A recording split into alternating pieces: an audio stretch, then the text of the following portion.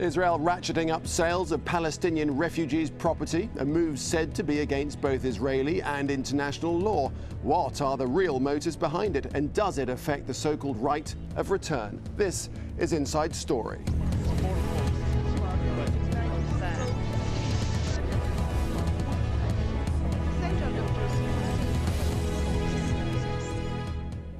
Hello, I'm Nick Clark. Welcome to the programme. Israel has, it seems, begun stepping up sales of property belonging to Palestinians driven out in 1948.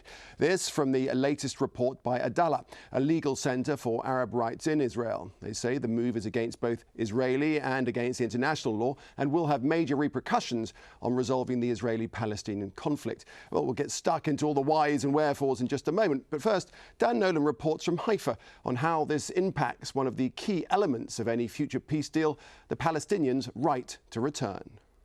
Palestinian-Israeli lawyer Matanas Ashar is now the proud owner of what used to be one of Haifa's most beautiful homes. Prior to 1948, this house belonged to the Palestinian mayor of Haifa. When the State of Israel was created, it was taken over by Jewish immigrants, but has been deserted for the past 2 decades. When Israel's land administration put the house up for sale, Matanas Ashar tracked down the original owners in Jordan to see if they could afford to buy it. They said to me, thank you for the offer, and they think that I'm the best alternative of their family to purchase this house and reconstruct it and renew it. He says he'll happily sell it on to the original owners if they ever decide they want it back. Other Palestinian homes in the neighbourhood have already been bought by Israelis, renovated and rented out as offices. Israel calls them absentee properties, houses and land belonging to the nearly 700,000 Palestinians who left or were expelled when Israel was created in 1948. They're supposed to be held in trust by the Israel Land Administration until a final resolution is agreed. Yes, Israel, based on its law, is allowed as a state to use this property. However, they are not allowed to sell it to private hands. Now, there is a new trend in Israel that we noticed in the last 2 years, that they start to sell those kind of buildings. The Adalah Legal Centre for Arab Rights claims 282 Palestinian homes have been sold in the past 2.5 years.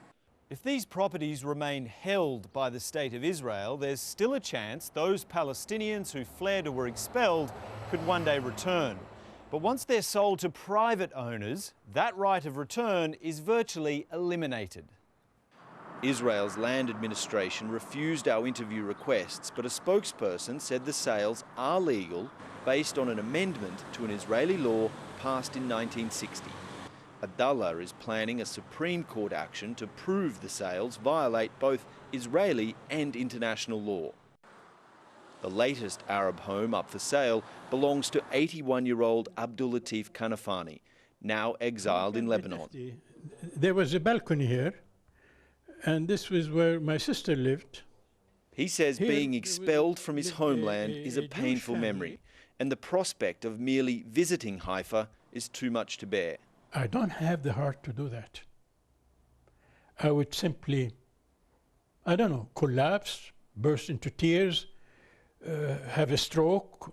I cannot sustain it, the shock. Abdul Latif Kanafani has given up on ever returning to Haifa, but he hopes his descendants will, even if their home is sold. Well, the right of return continues to be the right of return. It is not affected. What the Jews are doing now is they're dealing in stolen property. The issue is not limited just to Haifa. This block of land in a predominantly Arab neighbourhood of Jaffa was sold to a group of Jewish buyers 3 weeks ago. Dan Nolan in Haifa for Inside Story. Well, joining us today are our guests in Haifa, Suhad Bishara, a lawyer for Adalah and head of its land and planning unit. In London, we have the international law expert and Queen's Counsel, QC Michel al-massih. And in Tel Aviv, we welcome Raanan Gisson, who's a Middle East analyst and former senior advisor to Ariel Sharon. Welcome to all of you. Mr. Gisson, if I may start with you, Palestinians of course, hold the keys and the deeds to these houses, their old homes, waiting, perhaps hoping one day to return. Meanwhile, Israel is selling them. It's daylight robbery, isn't it? No, I don't think so. I think this is not a regular legal issue, not by international law, not by any kind of criteria that you measure. This is a political issue. There was a state of war. The state of war started in 1947, and that state of war has not ended. In that war, both sides suffered. Jews lost property, Arabs lost property. The solution to that question of the absentee property and those is through political negotiation, not through adjudication of the law, of the court. The court system cannot resolve that issue. But Mr. Gisson, if I can just jump in there, you are straying from the point a little bit, because as we heard in Dan Nolan's report there, the Israeli Land Administration itself has said that they had been selling properties. We highlighted one person who had bought one, and that's what we're talking about here, the fact that these absentee people are losing their properties. Well, wait, I just want to make a correction. The ILA does not sell property. It leases it, long-term leases. In Israel, there's almost barely no sale of land-owned property, of government-owned property. There is privately owned property, but that's until the law will change. They're talking about changing it. That is the case. Now, that land has been used for various purposes. In the event that we reach a final solution, that we come to the final status talks, then we will put on the table the issue of our refugees in Arab countries and their property, and the issue of Palestinian refugees and their property. Okay, that's the only way to resolve it. At this moment, let me bring in Suhad Bishara. I dare say you would like to comment, because your report, it seems, has been called into question. Yes. First of all, I would like to correct Mr. Oded. The ILA is selling, meaning they are passing property rights to private owners. That includes companies, that includes private Israeli individuals, and they have admitted that in the past 2 days. The tenders that they are publishing are saying the same. I think Mr. Oded is not updated with what the ILA is saying. Secondly, the policy of selling the refugees' property, it is a legal issue. It is a private it is basically a private right of each Palestinian individual who became a refugee to be able to reclaim his right to property, or to restitute his property back from Israel. And the claims are towards the Israeli state and the Israeli government. And we claimed, and we are still claiming, that the tenders, the selling of the refugees' property is against international humanitarian law. It's against even Israeli law, because the essence of the absentees' property law that Israel has enacted in 1950 is basically to hold the refugees' properties in custodianship with the Israeli government until a final solution for the refugees is actually found. And all right, let me just bring in Mr. Gisson again there. Forgive me for interrupting. Let me just bring in Mr. Gisson there. As we just heard, they are selling these properties. The Israeli Land Administration has admitted that they're selling these properties. It's against international law. It's against Israeli law. No, well, that's what I want to ask you. If it is against Israeli law, would you think that an ILA, the ILA, which is a government institution, would act in contravention of the law, of the Supreme Court decision? I'm saying to all those who have claims, if there is some wrongdoing in some of the sales on a specific case-by-case basis, there is the appeal to the Supreme Court. There is judicial review. There is supervision over the ILA. Would you believe that the ILA would do something illegal for so many years? So what I'm saying is the issue is not purely legal. It's a political issue. And the way to resolve this political issue is not through the courts. I'm sorry, because if you're talking about two-state let's hear what Suhad Bishara has to say in response to that, Mr. Israel would preempt. It's not individual cases. It's basically, we are speaking in the past 2 years selling over 300 properties that belonged to the Palestinian refugees. And I think I would like to put aside the issue of the politics. Yeah, I would like to stick to the legal, regardless of the issue of the right of return, okay, which might be a political, and others would say it's also legal. I would like to stick to the right of each individual Palestinian refugee to reclaim her property back from Israel, because Israel is basically plundering in international humanitarian law context. In simple words, they are stealing the properties of the refugees. They are selling them. They are making fortune out of their properties. and it's not theirs even. It's the refugees. OK, let's bring in the Queen's Counsel in London, QC Michel al-massih. Sarah, I'm a little confused by this because aren't these properties supposed to be held in trust by Israel until a final resolution is found? And the law itself just seems a little bit shady, doesn't it? First of all, I thank you for that little introduction. First of all, I don't think the law is shady at all. The law is quite clear, both nationally and internationally. And I'm stunned to hear somebody say this is not an issue of law. It is fundamentally an issue of law. If you go and buy a plot of land, you want to know who has the title to it. And may I say that Israel, as an occupying force, has got a duty under international law to, at its highest, be custodian of the land. And as you know, Israel has introduced an act of parliament called the absentee property law. Now, in theory, that should be held by the custodian in order to make sure that those who have got the right to it are entitled to it. Now, the Israeli speaker is in fact confusing two completely contradictory issues. The fact that people have claims to the land, i.e. Palestinians who have become refugees or had to escape because of the war. The fact that there was war does not mean that Israel has the right to occupy, to sell, and to dispose, or to give a right and to give somebody the enjoyment of the land, whether it is a lease of 900 years, 99 years, or 9 years. The question in law is very simple. And may I say, Nick, it's an important point because the world is moving on. As we know, Israel is not unique in this case. Cyprus, as you know, was occupied by Turkey, and northern Turkey was declared an independent state. Some people have sold Greek-owned territory. And there is a leading case now let's get back to the issue in question. I just want to get back to the issue in question. We'll come back to you in a second, sir. I just want to move it on to Mr. Gisson. The original owners have the right and the recourse to go to Europe. And they have won a major landmark case, the Greek original owners of the land. So all I'm saying is that we are going to see a lot of cases being brought, certainly in various legal forums, in order to challenge the ability of the Israelis to sell land which is not theirs in the first place. All right, a lot of cases going to be brought. Mr. Gisson, he's suggesting that you're confusing the issue. No, I'm not. I will tell you.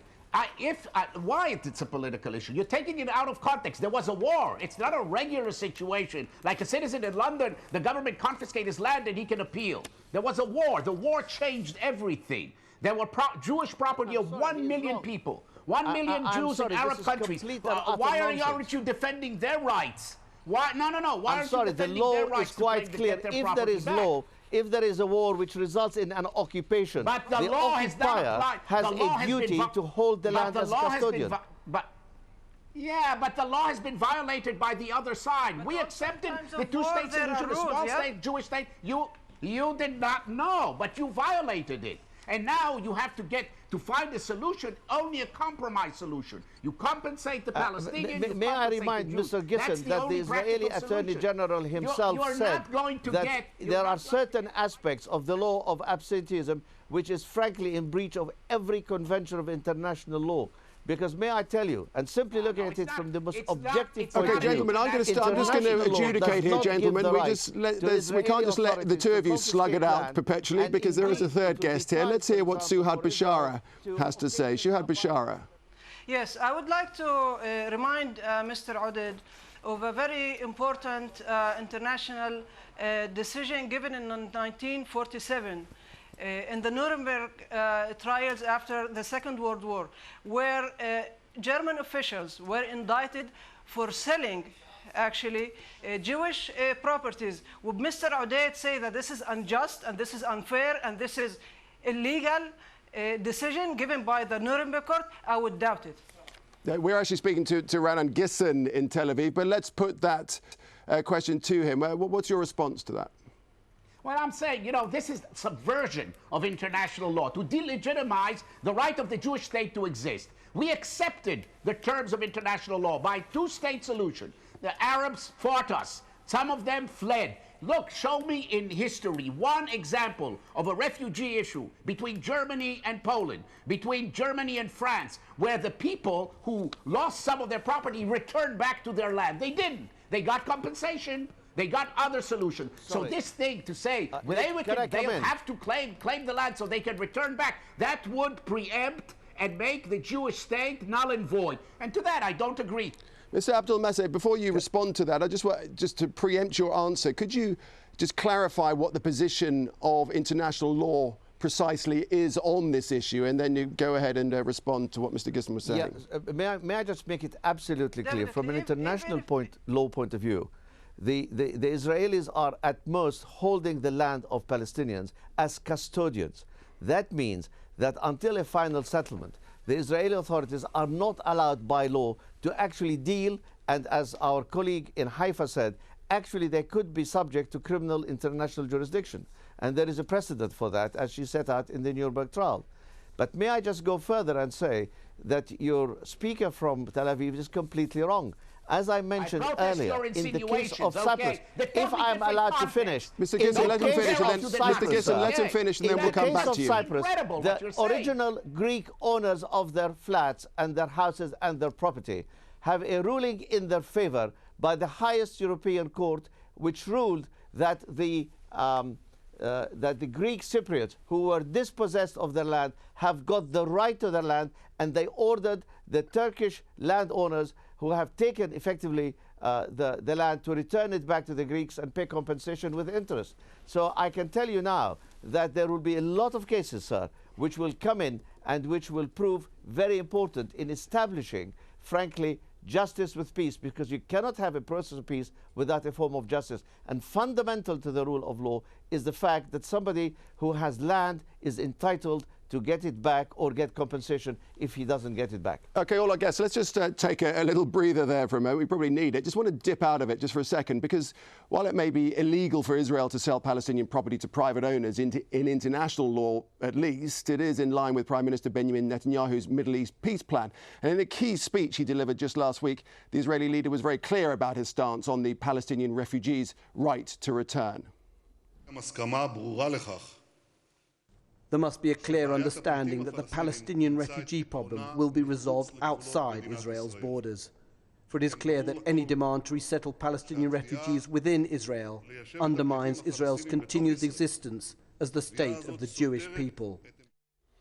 Well, it's interesting, isn't it? Let's return to Raanan Gisson. Mr. Netanyahu there saying that the problem has to be resolved outside Israel's borders. But isn't Israel here removing by stealth what Palestinians see as one of the key elements of any future peace deal? That is, of course, the right of return for refugees.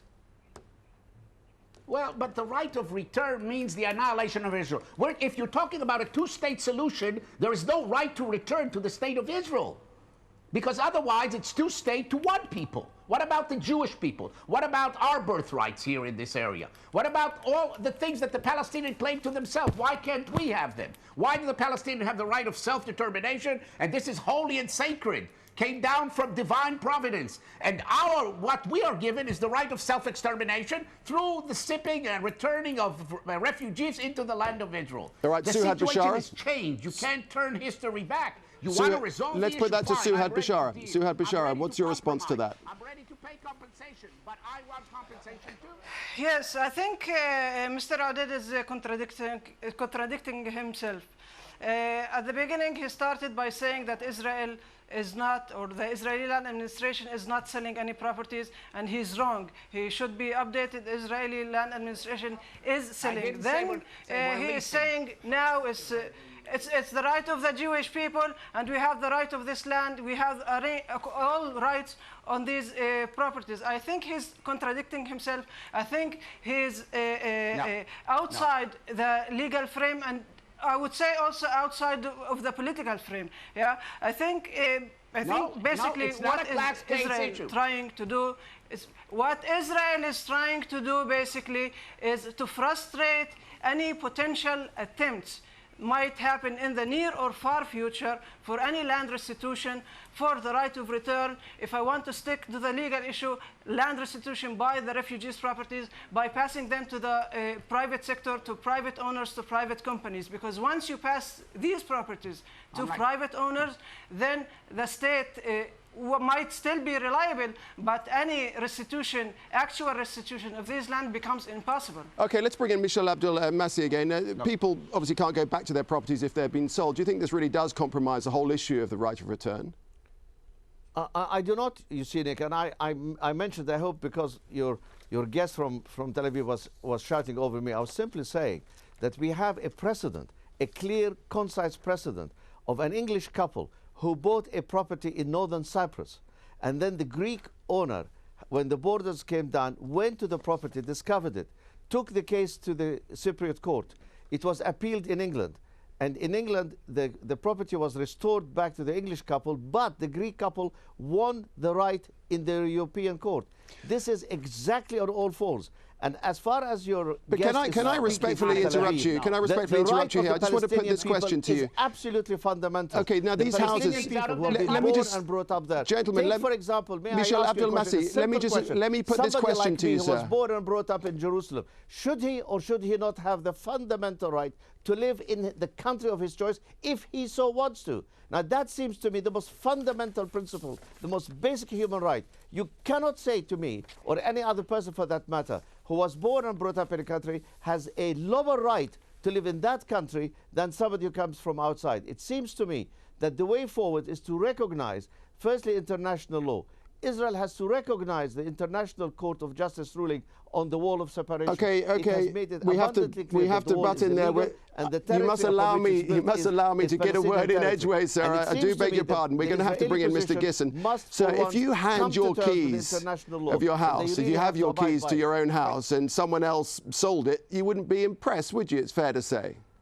Look, I don't want to go back to the past, and I'm not a lawyer. If there is any contention on a specific cases, Israel has the most enlightened, liberal Supreme Court, High Court of Justice in the whole Middle East. And you have the right to appeal on those cases where the ILA has done something which is a violation of the law. You can appeal, and that order can be rescinded. I'm just saying that the land of Israel today, within the Green Line, is not the place where the Palestinians will find their self-determination. That's why there's a two-state solution. The two-state solution is a compromise. To have two people living alongside each other. The Palestinian can buy property in the Palestinian state, but they cannot have that property in the Israeli state. All right, gentlemen, I'm going to leave the last word to Suhad Bishara. It's a lease. We have to leave the last word to Suhad Bishara. You are taking Supreme Court action. What do you hope to achieve from that? I think, politically speaking, Israel's position towards the right of return is not new. Back then, in the early 50s, the Israeli government has issued a clarification to the UN, basically clarifying that the refugees' property is under custodianship of the State of Israel until a final solution for the issue of the refugees is found and set and agreed between the two sides. Now, most probably we will address the issue, we will challenge this policy in the Israeli Supreme Court as local exhaustion of remedies, hopefully to be able to find international international jurisdictions to be able to fully address this issue. Now, then, once we approach the Supreme Court would have to decide. They have two decisions. One, either they decide that it's not legal according to the Israeli law, and if they do decide that it is legal according to the Israeli law, then the State of Israel would have to come to clarify to the world that they are changing their policy not towards the issue of return, but towards the issue of maintaining or not maintaining the refugees' properties under their custody. And then it would be a completely different arena internationally, politically internationally, and legally internationally. Okay, we're going to have to leave it there. We've run out of time, one and all. It's been a fair old discussion and really does demonstrate the difficulties of getting any concurred agreement on this. Raanan Gisson, Suhad Bishara, Michel Abdel-Massih, thank you all for your active, argumentative participation. And thank you so much for joining us here on this edition of Inside Story. Please feel free to throw your views, comments and suggestions into the mix. Email them to us at insidestory@aljazeera.net. Bye for now.